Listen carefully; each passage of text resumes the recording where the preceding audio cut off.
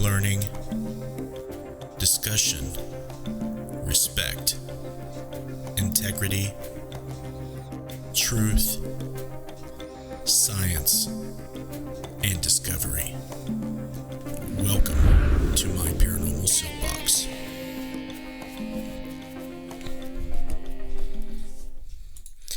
Hello, and welcome to My Paranormal Soapbox. I am your friendly neighborhood ghost hunter, Justin Brown, and welcome to another episode. And the Facebook voting has come to an end this week. Demonic possession has won, so you all get your way this week. I was not surprised by the result of this poll. So we're going to talk about demonic possession in this episode, but before we do, I'm going to bring over Jessica Bias, who helps me moderate the chat. How are you this evening? Good. How are you? A little tired, but I'm ready to get the show in the books and talk about it. It's an interesting topic, Yes. obviously, so hopefully we'll get a lot of opinions, questions, and everything else going on in the chat. So if you guys have any questions, have any comments that you would like me to see, I'll check with Jess periodically, and she will read your questions and your comments. We'll shout everybody out that's in the comments. So if you want to be shouted out on the show, at least comment once so Jess can see you and she'll shout you out. But I'll go ahead and get into the meat of the subject, and I will check back with you in a moment, Jess. Sounds good. All right. Okay. Here we go, guys. Demonic possession. All right. Your voices have, you've spoken on this subject matter, so we're going to get into it, okay? Catholicism is pretty much the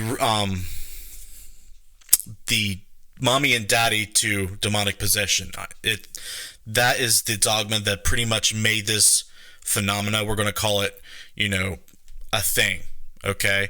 Now, it hints in the Quran about how the jinn can do things and influence the living in certain ways, but it wasn't until Catholicism came around and the King James Bible came around that there was stories about demons and Lucifer himself not only influencing, living people through evil influences, but they are actually able to take control of your behavior and your actual body. And we're going to go into the primary stages, and there's a lot of different ideologies when it comes to demonic possession. Some say, debate what the stages are, and I don't pretend to be a demonologist.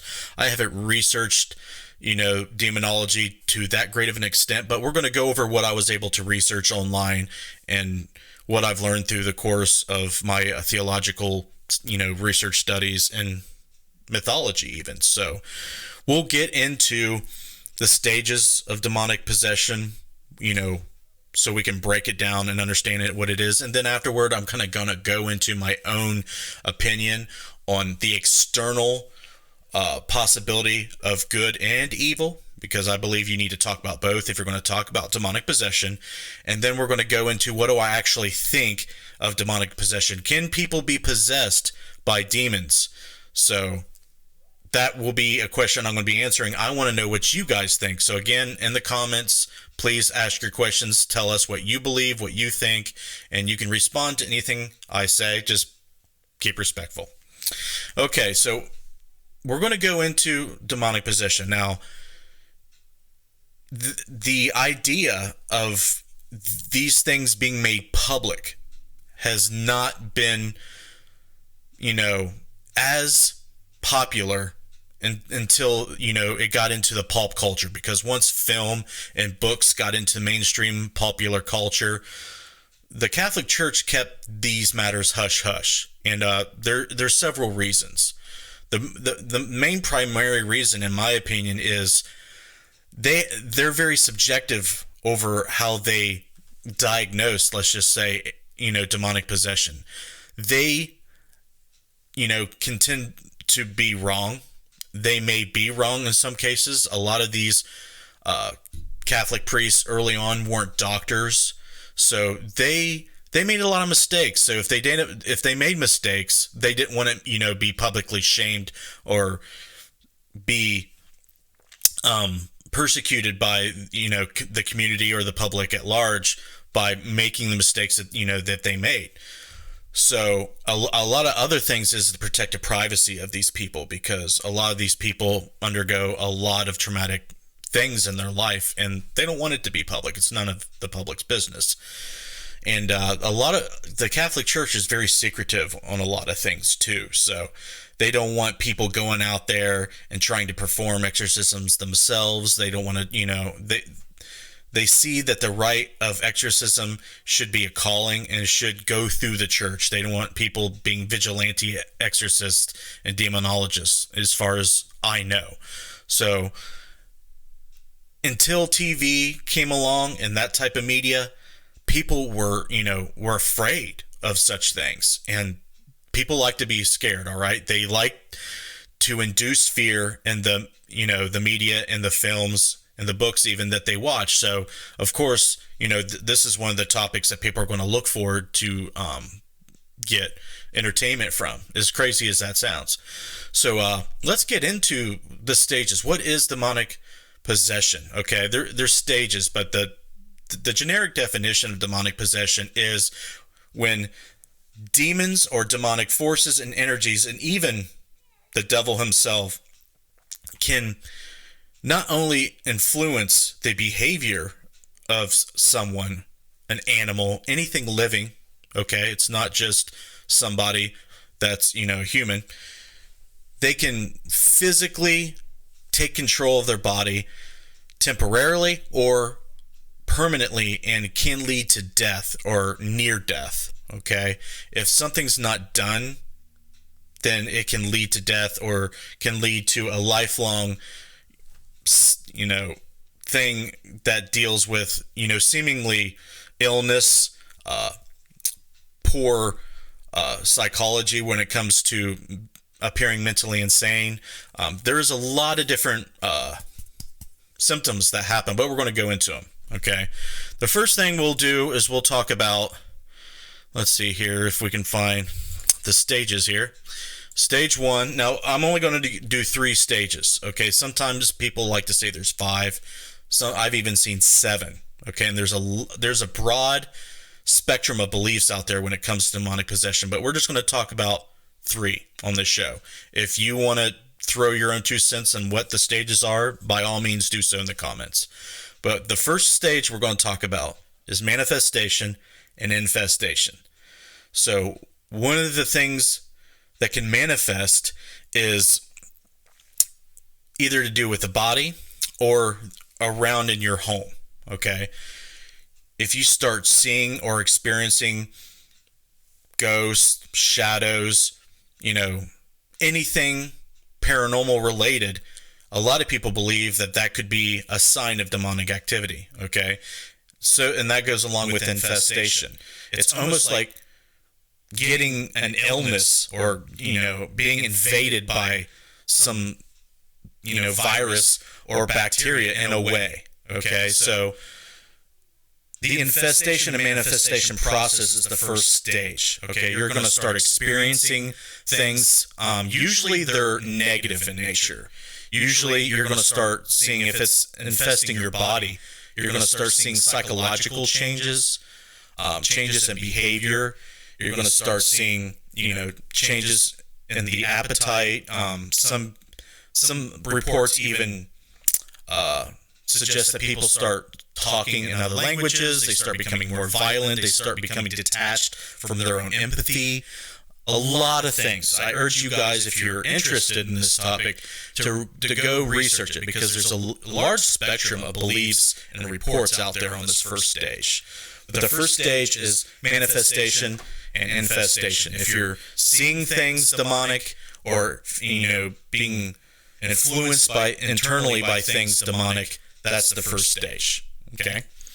The second stage is oppression. Okay, when you're actually dealing with the demonic forces that you're being infested with, or that it's manifesting in your home or surroundings. Okay, this is where it starts to set in. This is right before it starts to actually take you over. Okay, you're really starting to be affected by all the psychological changes and the physical changes. Okay, and there's a lot of debate on this, and we're going to talk about a particular case of possession that really is very controversial and hit, Hollywood has been, misrepresented in the community as far as I'm concerned. But before we get into that, the second stage is oppression. Okay, you're going to actually start dealing with all the things that are physically affecting you, or you're going to start having a lot of problems with your health, your mental health, and you're going to start to see the physical changes occurring. Okay, and the final stage is possession, right? You have lost complete control over your body, over your mind. The demonic force, the entity, or the devil himself in some cases, has taken complete control, and you have lost all control, and it is up to the exorcist to perform exorcism to help you. This should be the point of no return, and you're going to actually need help to be not possessed. So a lot of things have been reported, right? When you see actual possessions, you've seen all the videos. They look malnourished. They look like they're crazy. Sometimes they speak in different languages. Sometimes it's Latin. Sometimes it's some strange, obscure language. It depends on what culture the possession is taking place and what time period. Everybody has seen the movie Exorcist, but there's one movie in particular that we're going to talk about, and it's called Emily Rose. In 2005, there was this movie called Emily Rose, and it was loosely based off the I think it was the Mitchell case. I'm pretty sure Annalise Mitchell. Okay, and like 76 is when Annalise Mitchell passed away. All right, and the actual Emily Rose movie was loosely based off the Annalise Mitchell alleged exorcism. And what's controversial about this case is this is like really the very first time an alleged possession hit the public eye and got really exploited. Let's just say that. But the truth was that Annalise Mitchell had a prior history of epilepsy. Okay, she was deeply religious. Her family was deeply religious, and they were Catholic. Okay, and this was all factors based on the trial of these people, because she ultimately died. Okay, but what happened in short was she was receiving medication for her epilepsy. None of it was really effective and working for her. Her family's at wit's end, and they believed genuinely that the medications that she was taking and the doctors that she was seeing, they had no effect on her because she was possessed. Okay, and Annalise was believing this herself too. She believed that she was possessed. Okay, so they started going away from the treatment and seeking out the Catholic Church and priests to pass off the rights to get an exorcism. So eventually they did. Okay, and almost over the course of a year, Catholic priests came to the home and performed repeated exorcisms. Okay, she ended up dying at the end of this. Now, based on the priests, they believed that they were finally able to exorcise the demons, and there was like several demons that she believed that she was possessed by. Let's see if I can find that real quick. I don't know if I can find it. I was reading through it, but one of them was actually Lucifer himself. I think one was Cain.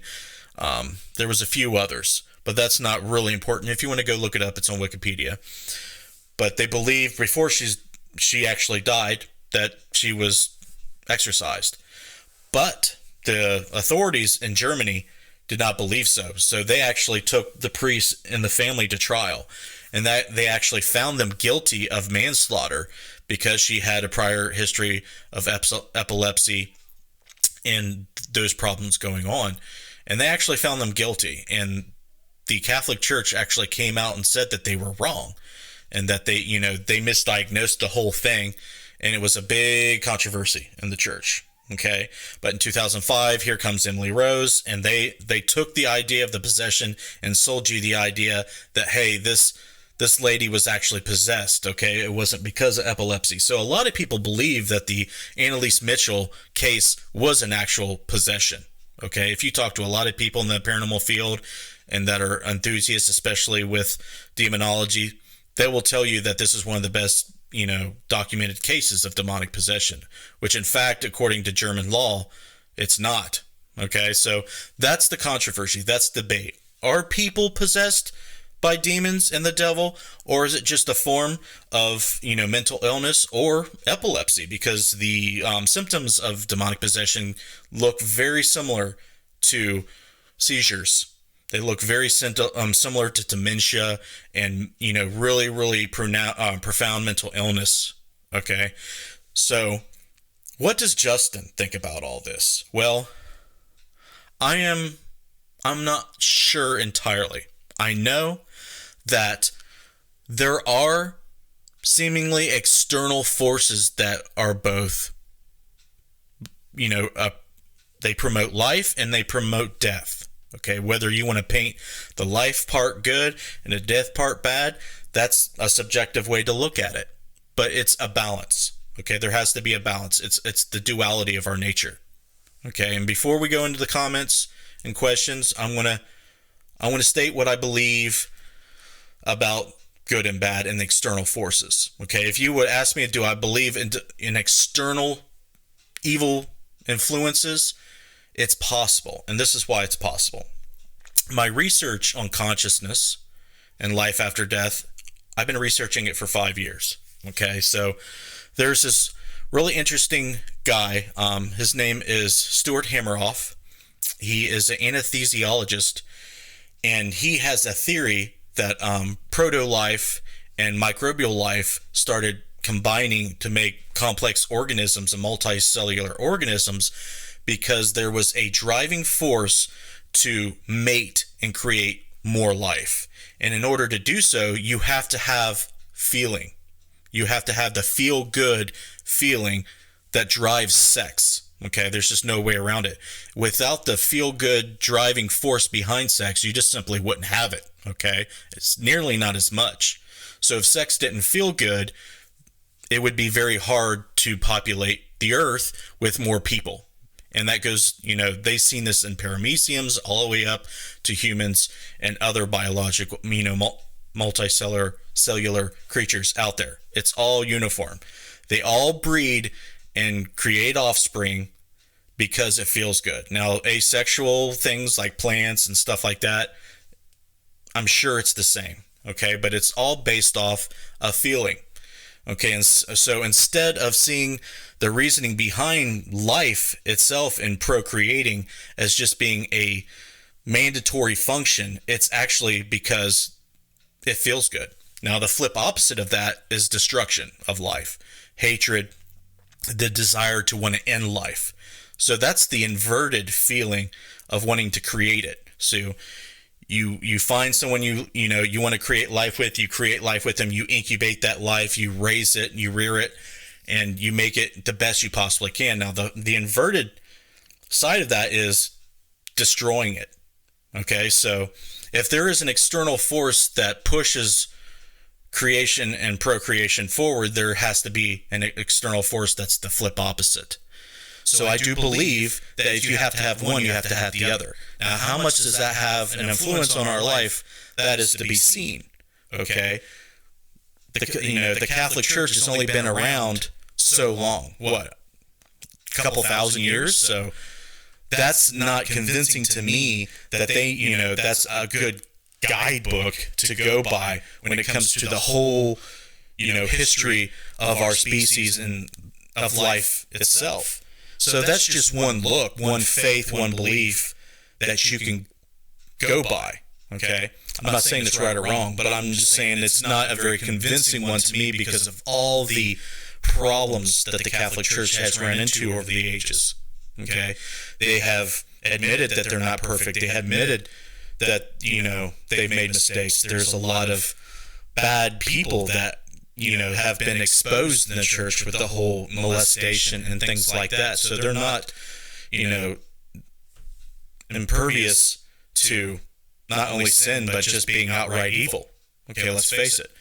So there's this dualistic nature that drives us, and it is external, I believe. But is it something personified as something like the devil?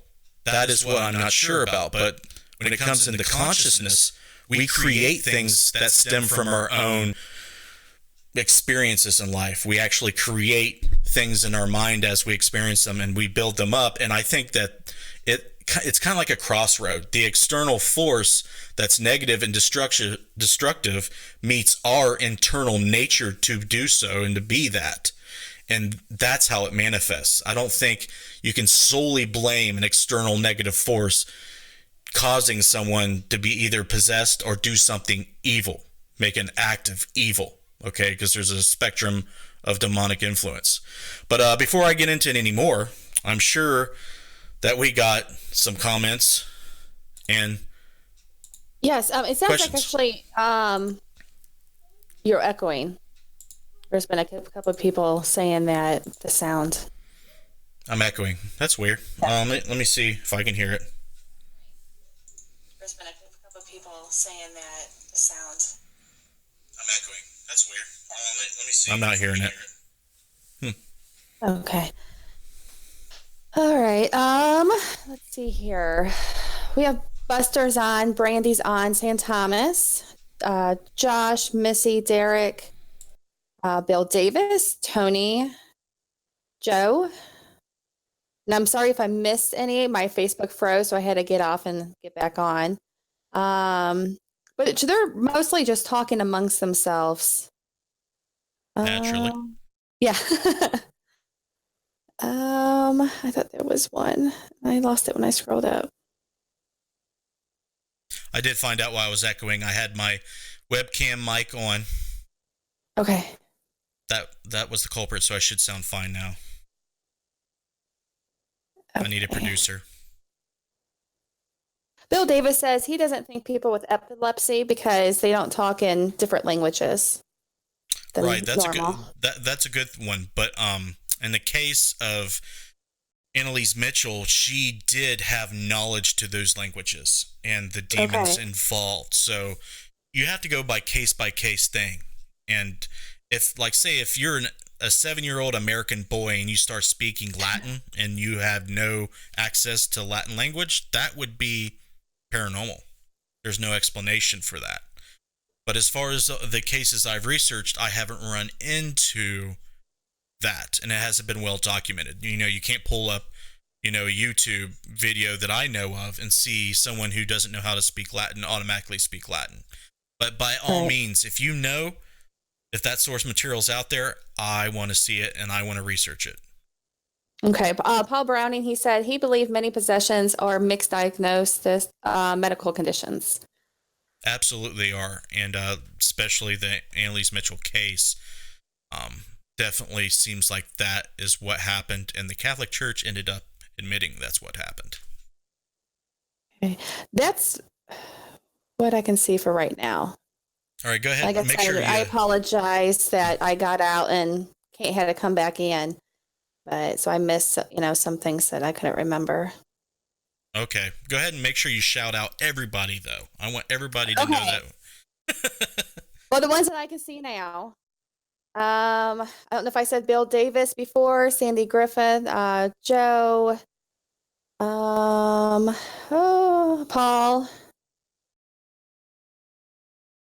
Tony. Sorry, just bear with me. I think I've said them all that I can see right now. All right.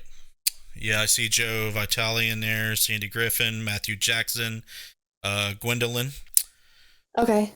I'm looking for Hannah Lukens, I seen stop by. Thanks for stopping by. Tony Felosi. Few others. If we missed you, just keep on commenting and we'll get to you. Of course, there's some members of Interface Death in here as well. So, all right. Keep talking amongst yourselves. That's great. If you have any questions for me, fire away, and I'll come back to you, Jess. Sounds good. All right. Hopefully the echoing stopped. For some reason, I had my webcam audio enabled. Oops. All right. Okay, so the question of tonight is, do I believe in demonic possession? I am open to it, but I have not seen really good evidence of it. I will talk briefly about a case. One of the very first things I worked on. I'm not going to mention any names, but there was a guy I went to school with long time ago, okay, in like middle school. And he turned me on to this case of a missing person. And I'm not going to say who the missing person was, but it was here local. Paul Browning will know who I'm talking about. But there was this young girl who was seemingly murdered, okay, by this man, but they never found her body, okay? But the guy was sentenced to life in prison for murder. Now, this is a strange case. This is one of the very few cases where someone was sentenced for murder where they didn't have a body, okay? But because they couldn't find her body, that led this friend of mine to say, okay, let's try to use ITC and paranormal investigation to see if we can find some clue to where her body is. And I was on board because this guy was very evil. He was known to be in the occult, a full-blown Satanist. He even went out and did snuff films. He would record the beatings, rape, and murder of people and videotape the disposal of their bodies even. He had just stacks of these VHS tapes, and he was into drugs really bad, in the drug trafficking business really bad, and his father was friends with the local law enforcement there, so he had connections, and he was ultimately tried and sentenced to life in prison. But there's no body, and there's been no body found, and a lot of people speculate on why, but here's the story. Once me and my friend go out to start investigating, we got the timeline down from all the police reports. We kind of backtrack where she was last seen. We go to all these locations and go through the timeline. And, you know, we used Spirit Box. We did EVP. We did everything we possibly could. And what was strange was the Spirit Box was giving us names of streets in the town we were investigating. So that was odd. It was like leading us to a place. And once we finally found where this place was, it was leading to, it named the street. It told us, you know, the cardinal direction where to go. And it freaked my friend out because he said years prior, a psychic had led him to the exact same spot. But the leader of his group didn't find it credible and didn't follow the lead. So he's freaking out. He's excited. He's thinking that we're onto something. And all of a sudden, everything stopped. We couldn't get any information. And where it was telling us to go was we were have to trespass. So we didn't do that. So we stopped on that day. But then soon after, I stopped hearing from him. And after repeated attempts at trying to get a hold of him, one night he calls me late and asks me if I have any sage. He can't find his. He's out, and there's things going on in his house. There's things messing around with his girlfriend at the time, and he's freaking out. It's very uncharacteristic of the guy. So I'm like, no, I don't have any on me. I mean, are you going to be okay? He's like, yeah, I'm going to be okay. So that's the last time I hear from him for like a year. Okay. I don't know what happened, but during that time, I was actually experiencing some things.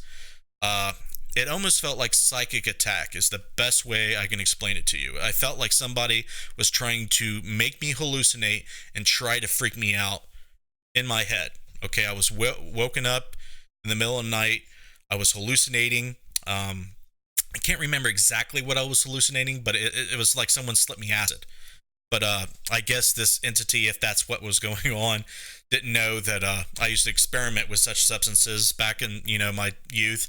So this was not new to me. I just got, my smudging and cleansing materials out, cleansed myself, cleansed my home, put it into it. Never happened again. So we're going to fast forward to a year down the road, and I finally catch up with the guy. And he informs me that he had to get out of the parafield because something crazy happened. He said that all that stuff started happening at his house, bangs on the wall, moving stuff, not allowing him to sleep, nightmares, all that stuff going on. And then he said that his sister woke up in the middle of the night, caught fire to their house while they were in it, and tried to burn them down.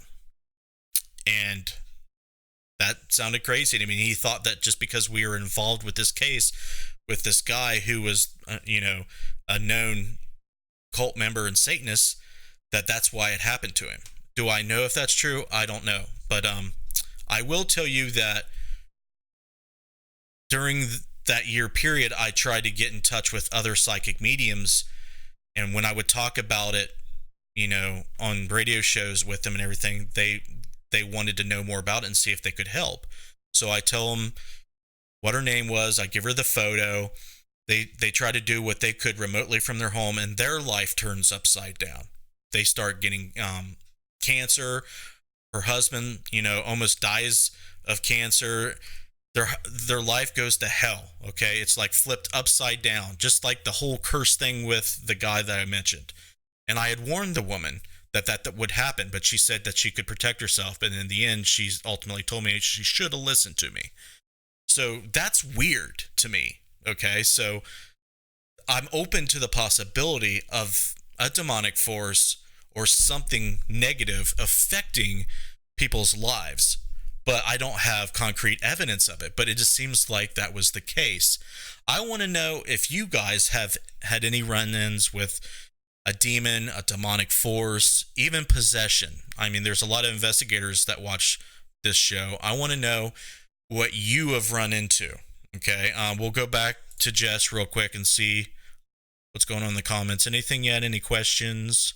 No, not yet. But Michelle is on.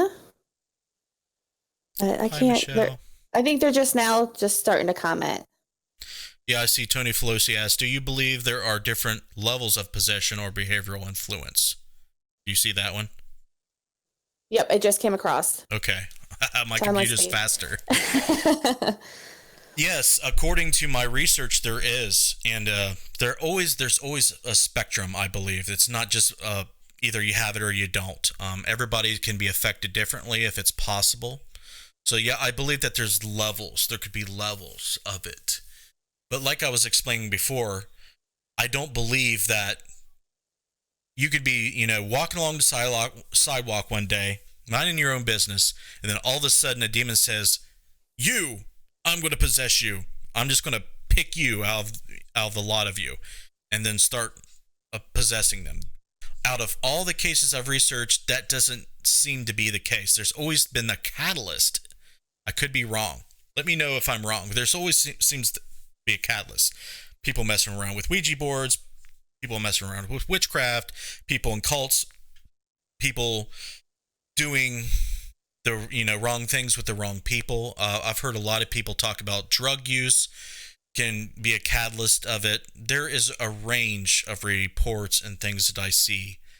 Go ahead, Jess. I see another question. I don't see it yet. It has came across. Okay, I see. I'm gonna log off and then get back on. Maybe I'll catch up. Okay, how does one discern difference between a disgruntled ghost versus a demon? That is a good question by Paul Browning.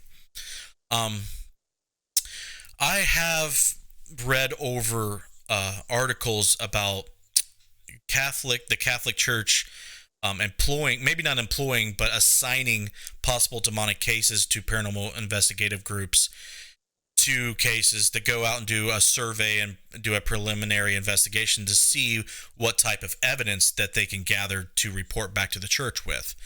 And they want to see a videotape of this interview with the person who may potentially be possessed. They want to see signs of the three stages, at least the first stage and the second stage. It may not be full-blown possession yet, but they want to see at least oppression or some type of manifestation. Okay, a lot of them I've seen that they want to see some strange traits like no blinking. Okay, like if a demonic entity gains partial control over certain bodily functions, they should look non-human-like. So they look for non-blinking. They look for like some bizarre, behavioral changes, which could be associated with psychological disorders too. But they want to see manifestations, actual documentation of manifestations. So it may not even be demonic, but if something manifests during the time the investigators are there, then they will consider that as evidence of a demonic possession taking place. They want to see, they want to see and hear about what the person or family are reporting. I guess they have a list, or they make a judgment call. But to me, there really is no way that I know of to discern whether it's just something that's wanting to screw you up or give you a bad day or wreck your life versus something demonic. I mean, if you, theologically speaking, we're talking about entities that's never been human. Why would they want to mess with you? Why would they want to do these things to you? Well, according to the Bible and all the theology out there, is they hate mankind. I mean, Lucifer himself did not want to serve mankind, and that's why he rebelled against God. So it only makes sense that he wants to wreak havoc on human existence. So that's what they love to do. Are you starting to get the questions now? Yes. Paul Browning said, "What prevents a mean person in this life from pretending to be a demon after they've died?" In my opinion, nothing. I've seen a lot of entities tell people either through ITC, EVP, that they are evil to scare them, to try to convince them, hey, you shouldn't be here, get the heck out. And I believe a large percentage, I'm not going to put a number on it, but a large percentage of cases where they collect evidence either through EVP, ITC, or however, that things say that they're evil, there's no proof of it. So that's my answer to that. Okay. Tony asked, is there a common denominator in possession cases? There's supposed to be. If you're going to properly discern if something demonic, there's supposed to be. But when I research it, there's not really. I mean, you have the stages, and they're pretty clear cut, but everything that they say in the stages is very subjective, in my opinion. Like manifestation and infestation, that you can choose how you can look at that and base your decision whether you think it's demonic or not. I mean, it depends on who you're talking to. If someone says, I seen a ghost in my house, there's a large group of people out there that's going to say, that's not a ghost, that's a demon, because of what they believe in their religion. So there's really no common denominator that I know of. Okay, I'm sure demonologists and Catholic priests would disagree with me, but really it's subjective.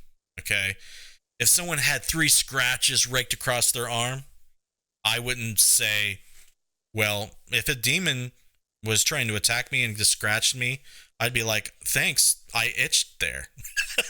I mean, like, is that your best shot? Now I'm looking at things like, I'm going to possess your sister in the middle of the night and she's going to burn your house down. That's what I look for. I would say that's listed under what the fuck, that may be demonic. Okay. So the cases are out there, but they're rare to me. Anything else? I think they're just mostly talking amongst themselves right now. Okay. Yeah, I seen that Sam says it's hard to get help. It is hard. If you believe that, I'll get back to you, Jess. Sure. It's hard. It's frustrating. If someone believes, I've had people call me, you can imagine, and there's investigators in the group or in the chat right now that's had calls and emails of people saying, I got something evil at my house. I want you to come bust my demons. Okay. And they already believe that there's something demonic or negative, dark there, influencing or affecting their life. So it's hard. Even if you don't believe that it is, they're going to have a problem with you not believing them. So that can make it hard for them to get help. And that's the common thing that I see. There's a lot of mentally ill people out there to believe that they're under demonic influence, and that makes it hard to help them. On the rare occasion that there is something completely wacko happening and it's seemingly demonic, like the story I told you, it would seem to be weird that just an angry man that once was a human would do all these things. Okay, it's possible, yes, but not very probable, due to all the factors. I mean, this guy did not want anybody to find this woman's body. Okay, he was known to be, a bad man. He was known to be a Satanist, whatever, your definition of that is. He was just not for God. Okay, so he did crazy things. He might have did some kind of contingent curse that anybody that would try to go looking for her or tried to do anything with her body received punishment for it. That's speculation, but that's what it seemed like it was happening. And it was compounded, that belief was compounded by not only what I experienced myself and through the immediate friends that was involved with the case, but other people that try to get involved.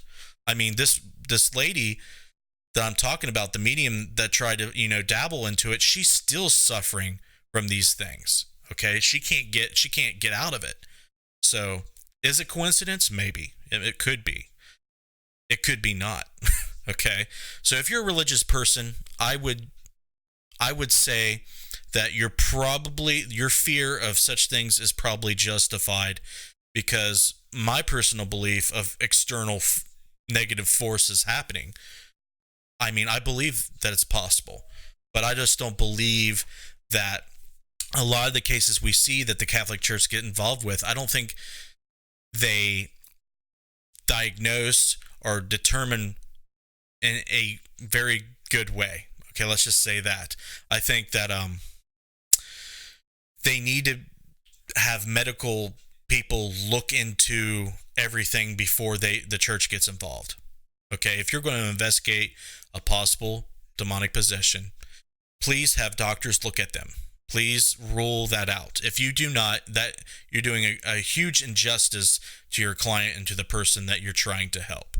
Okay, so I want to be clear about that. That's my opinion, of course. But if you don't do that, I believe that you're going to make a lot of mistakes. Okay, but if you are involved with the case and it is demonic, or what we would define as demonic, chances are you're not going to be equipped to deal with it. I was not equipped to deal with my, story that I was talking about, so I backed away. I have a wife, I have kids, I have loved ones. I don't want them to be affected. So it's probably a good idea just to back away from it. If there is a God out there, like a lot of religions say there is, that's going to be the person who can ultimately do something about it, and the people who work through God and, their beliefs. So be very careful, be very mindful, but please be objective. Please be objective.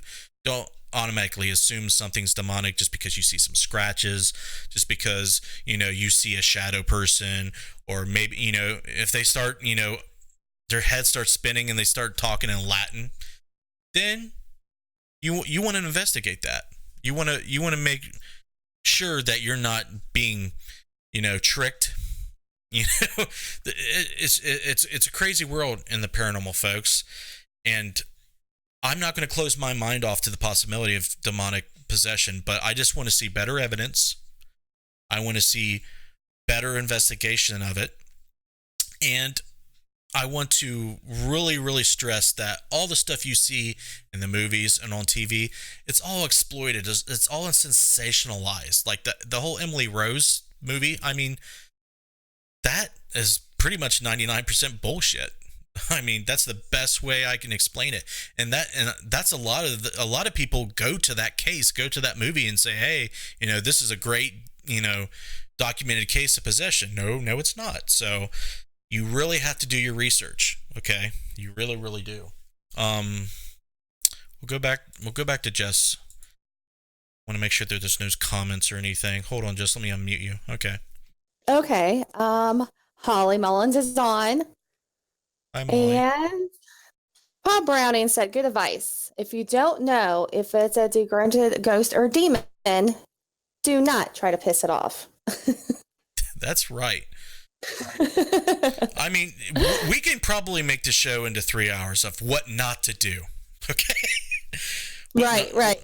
You have a lot of people that go into places and they provoke. they're trying to get evidence. They're trying to get something to manifest or do something. That could backfire.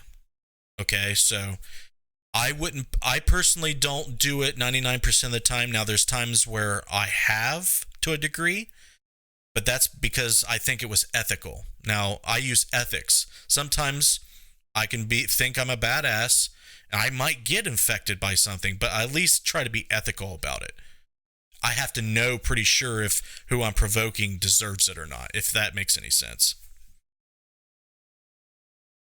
Holly also said, we give energy names. Men give faces to energy. The power of a tent is our protection. Yes, that goes along with, what I was saying before. Okay? We personify. That's how our brains work. That's how we do things. We see something and we give it a name. Okay? We give it a symbol. That means something. Humans ultimately give meaning to things. That goes back to the collapse of the waveform and the double slit experiment. Our observation pretty much collapses things into existence from infinite possibilities. Okay, and that will lead us all the way to what we're talking about now. We give meaning to what we observe. So that's subjective. Okay, there could be a consensus on what we believe is what evil, what's good, what's a demon, what's a ghost. Okay, but it's all subjective. So when we're giving things names and we're believing in things, we're giving it meaning to us, but we're not really defining it for what it actually is. We could be very ignorant to what it actually is, and it's probably what the case is most of the time. Paul Browning said passive provoking is a method he uses. It's in his book. It's not insults and such. Paul, if you would like to elaborate on that, because I'm kind of interested in what you mean by passive provoking. I have an idea, but I want to be sure what you mean. Gwen says, I haven't dealt with truly demonic entities in years. And when I did, they could only affect me as much as I let them. It's hard, but you can overcome it. Mm-hmm. It seems like the phenomenon is very psychological. It seems like if you allow it to affect you, it will. If you talk yourself out of it, or believe that it can't do something to you, then it won't. I mean, all the priests and people who deal in such matters tell people to not give it power. Like, belief that it can harm you gives it power. To fear something gives it power. Okay? That's very interesting to me. That could mean that we are creating all this ourselves. Okay? The mind is very, very powerful. There could be nothing there externally affecting you, but the phenomena could be coming from yourself. Okay? I believe that you can cause things to happen and manifest even physically, but there's no external force causing it. It's you doing it. So I would love in my career to find evidence of that and prove that. Anything else you see? I see Paul's riling things off. Help me out, Jess. Yeah. No, actually, if you can do it, that'd be great, because my Facebook just locked up again. Oh, boy. All right. Holly must agree with me with something there. Antagonizing enough to warrant reaction without reaching a level that will result in retaliation. Okay, so there's a delicate balance. Okay, maybe appealing to I've heard the phrase appeal to their vanity. Maybe try to elicit response that's not so nice. Maybe. Okay, but if you argue with your wife, you can say things that'll piss her off, and you can say things that will get you punched in the face. Okay, so maybe if you don't go to the whole get punched in the face, provoking. Maybe that's what Paul's saying. Joe says, most of it is psychological from my experience. I have to agree. Example, open a cabinet door, walk away. Okay, so provoking doesn't have to necessarily mean some type of name calling or, thing you're trying to do to piss them off. You're not inciting anger or violence. You're just trying to introduce some kind of stimuli. It looks like you're kind of setting up an experiment to see if they're going to react to what you do. I like that. Paul has some very interesting ideas on how he investigates paranormal. I urge you to look up his website and take a look at his book. Paul, please link your website so they can check that out. Annette Abbott says yes, psychological. Paul says neat freak. So if you believe that the ghost is OCD, mess some things up. Are you back with us now, Jess? Yes. Okay. For right now. That was a second time. Gwen says, well, it happens with me often. I told him I cause activity. Paul Browning said these things happened on a case that he handled. Mm-hmm. Yeah, find something that's annoying, but not too annoying from Paul. Yeah. You're going to have to be very familiar with what the phenomena is and definitely observe some of it. Like for example, we're going to make an example of maybe what Paul's talking about. If there is a door that always closes when you're investigating, go over there and open it and stick a camera on it. See if it closes. You don't want to, that's obvious. But, if there's something that always closes, maybe they want the door open for some reason. If there's cabinets opening, by themselves, make sure they're all closed and stick a camera on it. Very good suggestions. Sometimes the simplest thing is the smartest thing to do. You're just going to have to try things and experiment with them. But maybe you shouldn't. I mean, because to me, if you're dealing with someone who was once living and you're demanding them to do things, why should they listen? Okay? Maybe if you're more intelligent about it, you would elicit a response by appealing to their vanity. For one thing, you can try to make yourself, appear more charismatic. Maybe, do something very crafty instead of just trying to piss them off, because it's common sense that you're not going to get much reaction if you're demanding these things and trying to call it out. If it's something that just doesn't want to be seen, why would they listen, right? So they'll leave and they'll go back to messing with the pets or the kids or whatever. You know what I'm saying? So you have to try to think outside the box, as Paul would like to say, and try to do things that are more simple and, a little bit less intrusive. Anything else there before we wrap this up, Jess? Paul said the URL is a PDF of his book. Read the provoking chapter and it all makes sense. Thank you. Appreciate that. And he did post up the link. Yeah.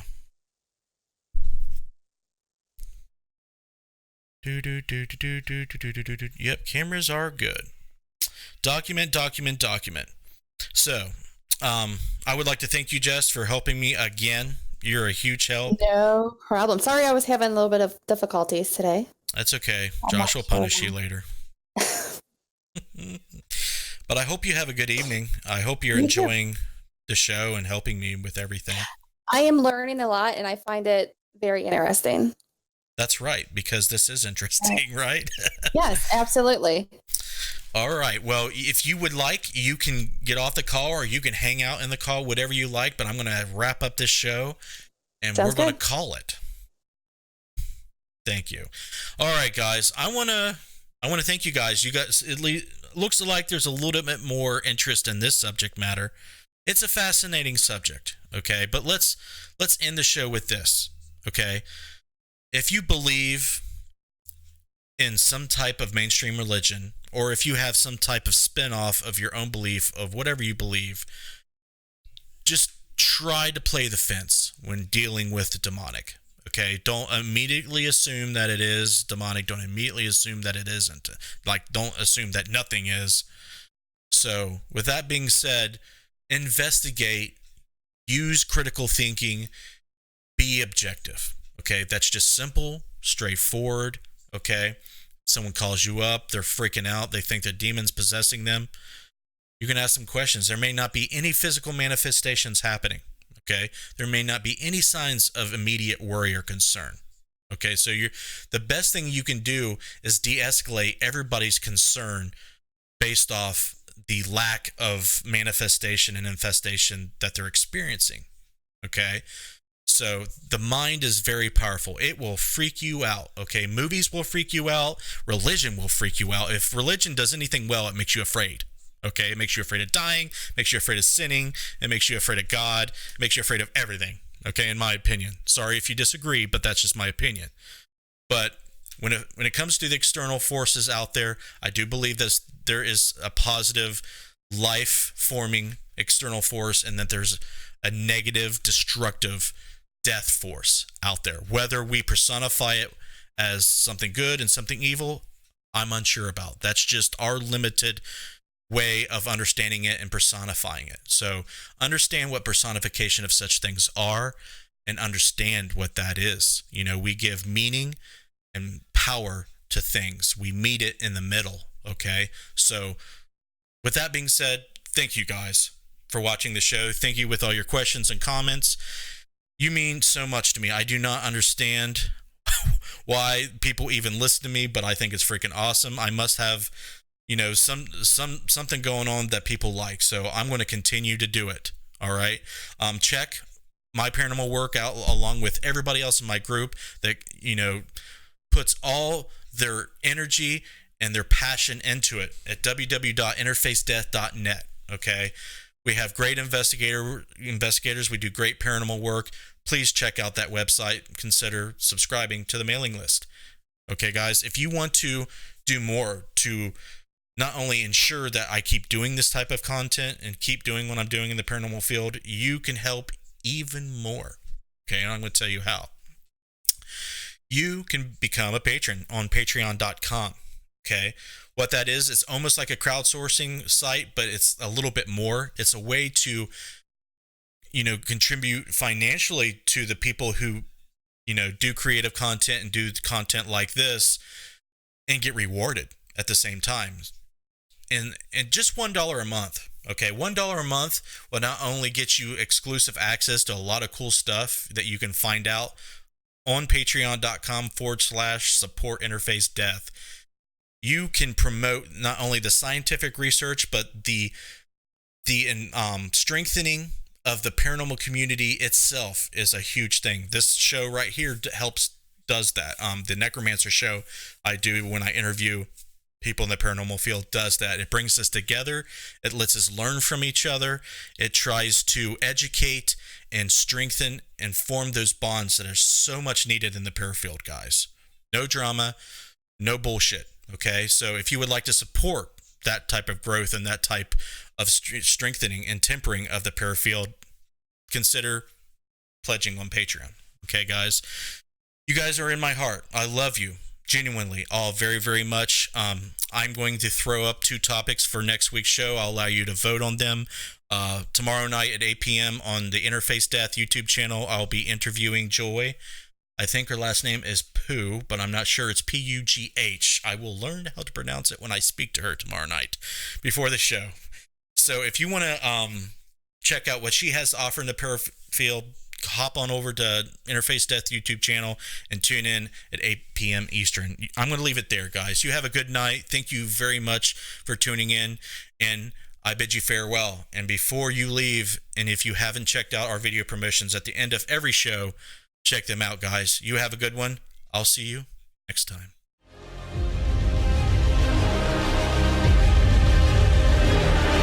There's something I was going to ask you, and I totally forgot.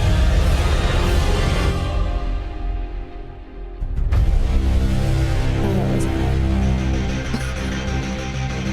being honest. But no, there was. Oh, so you think when people here at their house, like, you know, old homes,